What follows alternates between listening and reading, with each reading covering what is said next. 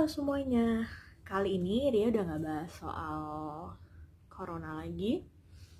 Dan sebelumnya aku sempat voting di media sosial aku tanya teman-teman kalau misalnya aku lanjutin bikin video lagi, tapi seperti biasa bahasnya hal-hal yang aku sudah alami gitu. Kalau misalnya aku bahas soal toxic relationship, teman-teman pada setuju nggak? Dan ternyata banyak banget yang voting setuju, bahkan orang-orang yang aku nggak kenal juga ikutan voting gitu. Dan serunya lagi adalah ada beberapa teman-teman yang justru di saat aku posting tanya soal mereka tertarik gak kalau aku bahas itu, bahkan ada beberapa teman-teman aku yang jadinya akhirnya jadi sharing personal soal pengalaman mereka. Dan ternyata memang banyak loh yang akhirnya menyadari kalau mereka tuh ada di hubungan toksik gitu. Pada akhirnya menyadari ya, karena memang terkadang tuh orang-orang nggak sadar kalau mereka tuh ada di hubungan toksik itu tadi, sampai akhirnya ada satu titik yang membuat mereka sadar kalau mereka itu ada di hubungan toksik itu sendiri gitu. Dan aku pun mengalami hal itu. Jadi awalnya aku juga nggak paham kalau misalnya ini itu yang dinamakan toxic relationship gitu, karena aku nggak ngerti, memang nggak tahu, kurang pengetahuan kali ya. Dan jadinya aku nggak tahu kalau itu tuh toxic relationship, sampai akhirnya waktu aku putus, aku tuh nonton vlognya siapa gitu, terus dia bahas soal toxic relationship. Sampai akhirnya setelah nonton video dia, terus aku mikir kayak, hah, kok kayak aku ya, oh aku itu toxic relationship masuknya gitu. Akhirnya aku mulai baca-baca, aku ikut webinar gitu, dan akhirnya aku tahu gitu kalau aku tuh masuk kategori toxic relationship. Dan sebenarnya dari aku banyak cari tahu dan lain sebagainya, aku jadi belajar banyak juga, jadi baca-baca sekaligus kayak karena ini masa-masa penyembuhan aku jadi kayak jadi membantu aku dalam proses healing aku juga gitu. Dan coba deh, pasti semuanya yang akhirnya terjebak di hubungan toksik ini adalah orang-orang yang berpikir bahwa pasangannya akan berubah, ya enggak? Pasti mikir kayak, oh dia pasti berubah, dia misalnya nih udah ada yang ganjil nih, yang kayak aduh enggak banget deh gitu, tapi kalian mikir kayak dia pasti berubah, dia pasti bisa berubah. Nah itu juga yang membuat aku akhirnya terjebak dalam hubungan itu. Dan aku itu seorang lulusan mahasiswa psikologi, jadi dulu tuh aku ada mata kuliah namanya modifikasi perilaku. Jadi di modifikasi perilaku ini adalah ada satu praktikum yang aku tuh harus melakukan sesuatu gitu loh, merubah perilaku A menjadi perilaku B dengan memberikan stimulus-stimulus gitu, dengan waktu yang memang sebenarnya nggak singkat gitu, butuh waktu yang panjang gitu. Makanya aku jadi terjebak juga karena berpikir, oh dia pasti berubah. Wow no, ternyata enggak. Dan akhirnya aku menyadari kalau memang nyatanya gak ada manusia yang bisa merubah manusia lain kecuali diri dia sendiri. Makanya sampai sekarang kalau ada orang yang sharing dan lain sebagainya, aku selalu bilang itu balik lagi ke keputusan kalian. Semuanya ada di tangan kalian. Aku mau ngomong A sampai Z juga percuma gitu. Dan apa yang aku sadarin lagi kemarin, salahnya adalah selama aku ada di hubungan itu, aku memang nggak bisa sharing sama siapapun. Jadi memang si ex aku itu melarang aku tuh sharing sama siapapun. Dan akhirnya aku ada satu momen yang tanpa disengaja aku akhirnya bisa sharing sama temanku. Awalnya temanku dulu sih, tapi sharingnya bukan sharing total semua soal hubungan aku ya, kayak cuma cerita hubungan aku tuh gimana gitu, sekelibet aja. Terus temanku tuh sampai bilang kayak, hah gila lu Ri, kuat banget, hebat banget gitu. Terus aku baru mikir kayak, hah kuat kan hebat? Aku pikir ini biasa aja loh, karena dia selalu menggambarkan itu kayak biasa aja gitu, kayak ya pokoknya dia selalu memposisikan kita tuh kayak orang yang lemah gitu. Jadi kayak seolah-olah tuh gitu sama dia aja gitu kan. Nah terus ya udah akhirnya baru deh lanjut udah makin banyak nih hal yang sebenarnya udah nggak banget lah di hubungan itu. Sampai akhirnya aku berdoa sama Tuhan kayak, harus gimana nih Tuhan dan lain sebagainya, karena aku ngerasa kayak udah makin berat, makin aneh, terus kayak nggak banget buat dilanjutin gitu. Kayak logika aku udah mulai bisa jalan gitu. Kalian nggak sih kalau misalnya kalian tuh lagi menjalin hubungan, pasti kalau misalnya perasaan lagi muncak-muncaknya, logikanya kayak nggak bisa jalan gitu ya. Nah aku tuh kayak logika aku tuh udah mulai bisa jalan dikit-dikit gitu. Terus aku mulai berpikir kayak, kok kayaknya nih udah aneh ya hubungan ya, aduh kayaknya kok serem banget ya kalau dilanjutin gitu. Aku sudah mulai berpikir, oh serem banget ya kalau dilanjutin. Aku sih puji Tuhannya nggak sampai kekerasan fisik sih, tapi memang psikis aku wah bener-bener terganggu banget, dan setelah putus pun nggak seenteng yang orang-orang pikir gitu. Itu berat, masa-masa yang berat banget menurut aku, dan aku laluin itu sendiri ya, nggak sama dia lah, ujung-ujungnya sendiri, kamu sendiri juga kan yang susah. Kalau misalnya kamu terusin hubungan ini masih dijalanin susah, udah putus susah, ya yang putus kalian kan, maksudnya susahnya ya pas setelah putus, tapi nanti pasti ada hal baik yang kalian dapetin gitu. Dan ya itu tadi aku berdoa sama Tuhan gitu, terus aku bilang sama Tuhan kayak ya aku tahu aku bisa cerita semua hal tuh sama Tuhan gitu, tapi aku juga butuh, aku bukan seorang rohani ya, tapi ya semua itu proses lah. Sampai akhirnya aku bilang kayak aku tuh tahu aku bisa cerita sama Tuhan, semuanya sama Tuhan, tapi aku juga butuh manusia gitu yang aku bisa bisa secara fisik aku bisa cerita gitu lah. Sampai akhirnya tuh aku emang kemarin sempat lagi ada ikut kelas agama gitu lah, sampai akhirnya ada satu momen aku sebut dia bapak rohani ya.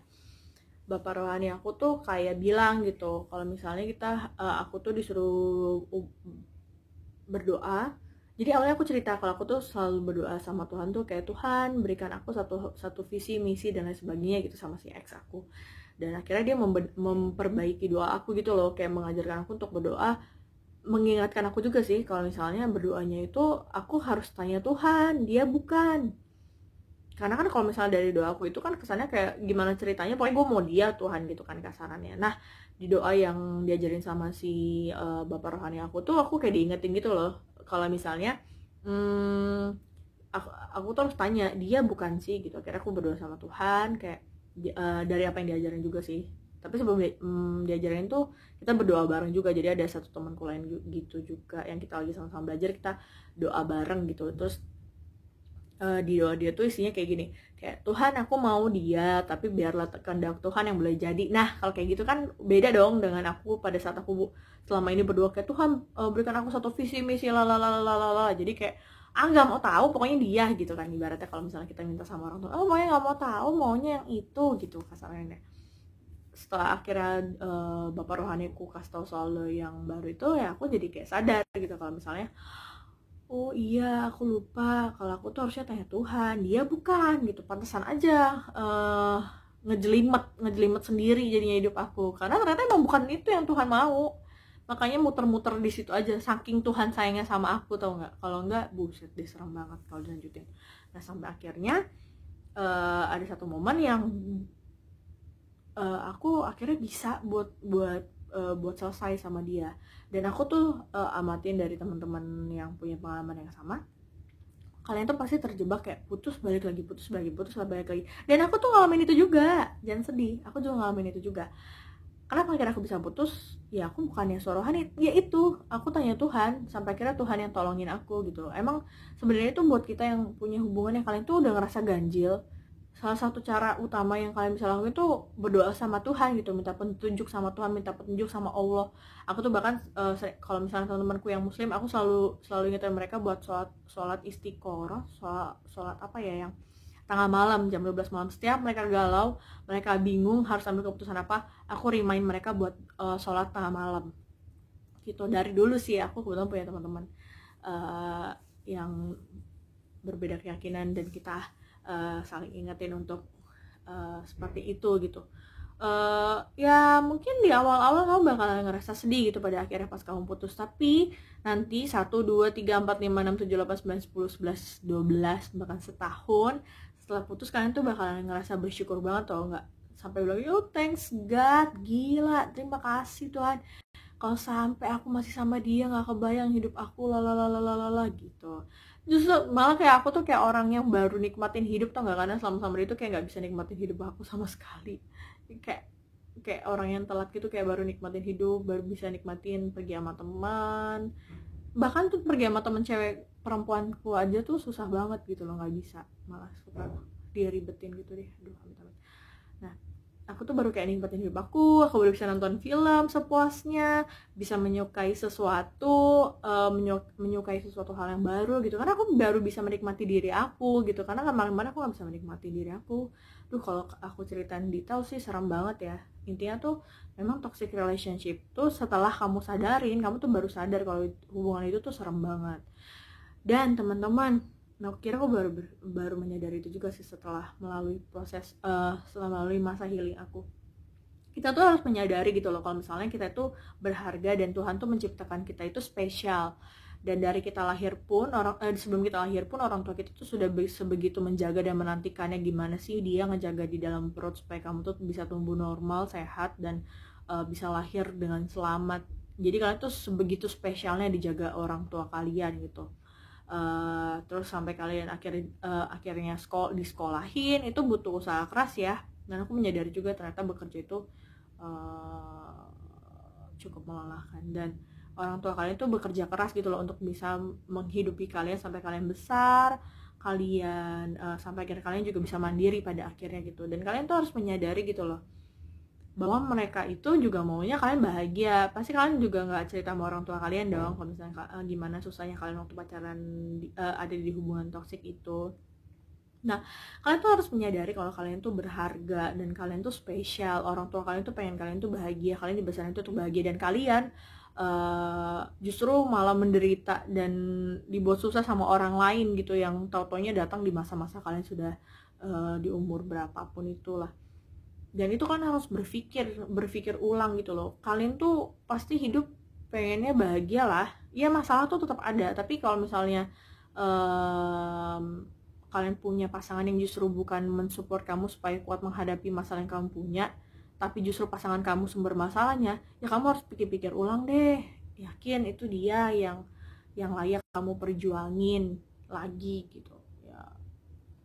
Berpikir lagi lah. Dan ya kalian juga harus sadar gitu loh kalau orang tua kalian tuh pengennya kalian pasti bahagia, punya pasangan yang membuat kalian juga bahagia gitu. Kalau misalnya kalian nggak bahagia, orang tua kalian pun nggak bahagia gitu. Dan kalian juga harus menyadari kalau di dalam, misalnya waktu kalian masih berpacaran gitu, maksudnya itu sebelum menikah, misalnya kalian sudah menemukan hal yang ganjil gitu, misalnya dia suka bohong atau dia selingkuh, centil sama cewek gitu, aduh geli deh, centil sama cewek gitu. Kalian pikir tuh waktu pacaran gitu terus nanti nikah berubah? No, enggak men, ternyata itu bisa lebih parah. Waktu pacaran suka mabuk-mabukan, suka kecentilan, tiba-tiba chatting cewek gitu, terus suka main judi, main mabuk-mabukan, pulang malam gitu. Mungkin pasangan kalian bilangnya enggak, ini nanti setelah nikah enggak akan gitu. Oh men, itu salah besar. Nanti setelah menikah itu bisa lebih parah lagi, karena itu udah karakter dan kebiasaannya dia, yang mana itu harusnya yang bisa merubah itu ya diri dia sendiri gitu. Jadi kalian harus sadarin yang bisa merubah manusia itu ya diri dia sendiri. Kamu tuh cuma jadi support systemnya aja. Jadi kalau misalnya dia alibiannya bilangnya kayak aku tuh butuh kamu biar untuk bantu aku berubah, aduh men, aku udah ngalamin itu, gak ngaruh, dia akan balik lagi. Misalnya nih dia bisa faking gitu, menunjukkan kalau oh iya kamu bisa merubah aku, cuma kamu yang bisa bantu aku keluar dari masalah ini, cuma kamu yang bisa merubah aku dari masa kelam aku ini, cuma kamu sepanjang hidup aku yang bisa membuat aku tuh keluar dari masalah ini gitu. Wah men, nanti pada akhirnya dia nggak akan, karena dia menutupi sesuatu yang sebenarnya itu diri dia yang sesungguhnya, sering berjalannya waktu ya akhirnya keluar lagi gitu. Bahkan tuh yang ada yang lucu banget, mamaku tuh mau bilang kalau udah tahu dia kayak gitu gini ngapain pacaran lah. Lucu, justru dengan seiring berjalannya waktu ya aku jadi bisa mengenal dia gitu loh. Akhirnya kan keluar aslinya kayak gimana kan ya, puji Tuhannya sih keluar aslinya sebelum hubungan sebelum jenjang yang lebih jauh gitu kan, bersyukurnya ya. Nah itu sih teman-teman, aku mau saranin kalian tuh harus sadar kalau diri kalian tuh berharga, kalian tuh berhak bahagia, dan kalian harus memilih jalan bahagianya kalian gitu. Kalau kalian udah menemukan hal yang ganjil dalam hubungan kalian pikir-pikir lagi deh mau diterusin atau enggak hubungan kalian, karena kalian juga berhak bahagia.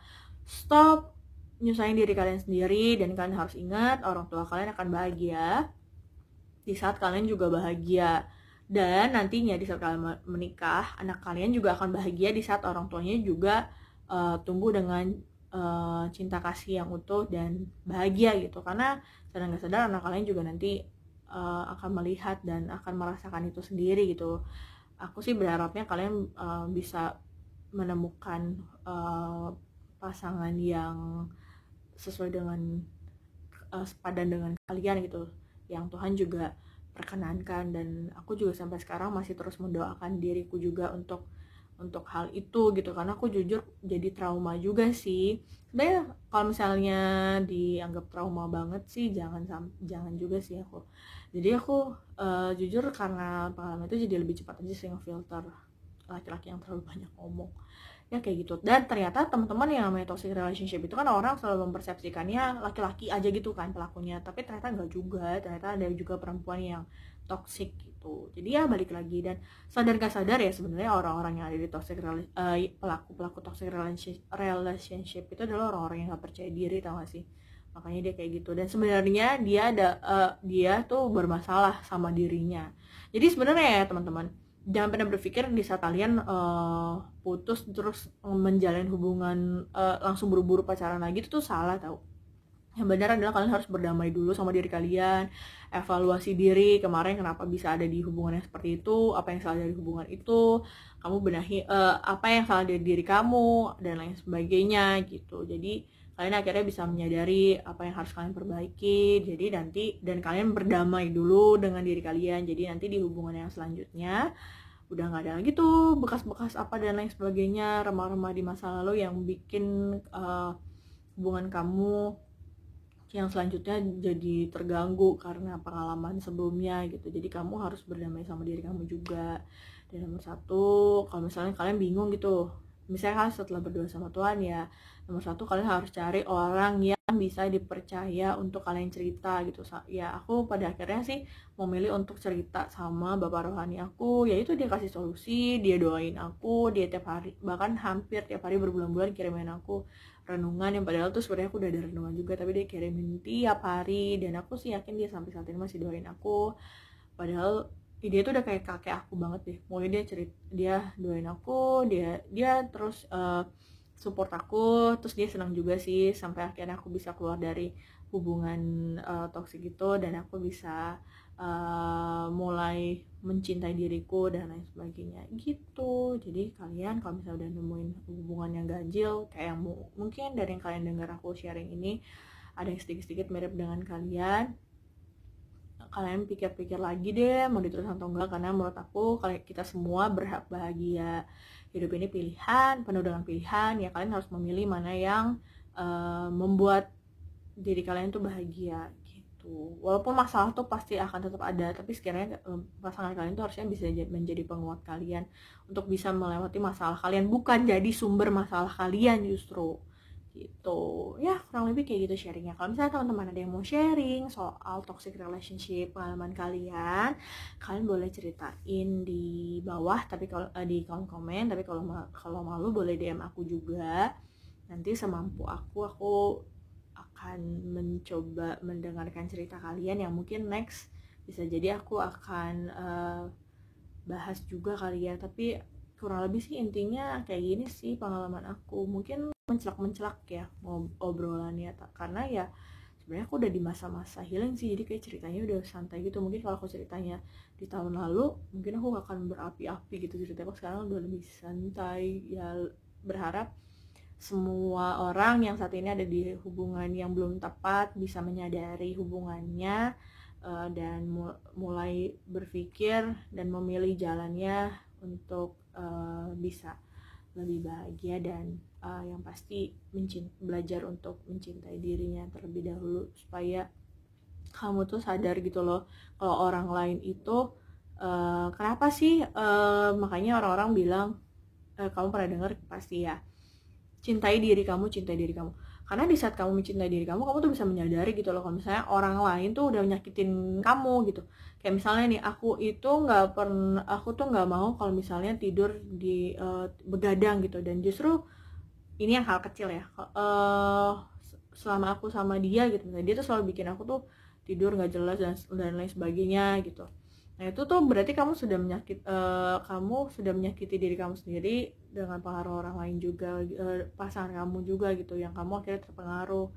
Dan misalnya itu masuk ya pokoknya kayak gitu deh. Terus misalnya lagi kamu tuh selama ini nggak suka sama kata-kata kasar, ngomong kasar dan lain sebagainya gitu, bahkan ke diri kamu sendiri juga gitu. Tapi kamu punya pasangan yang kerjanya ngomongnya kasar gitu, kalau ngomong tuh kasar banget gitu, ngata-ngatain kamu yang enggak gitu.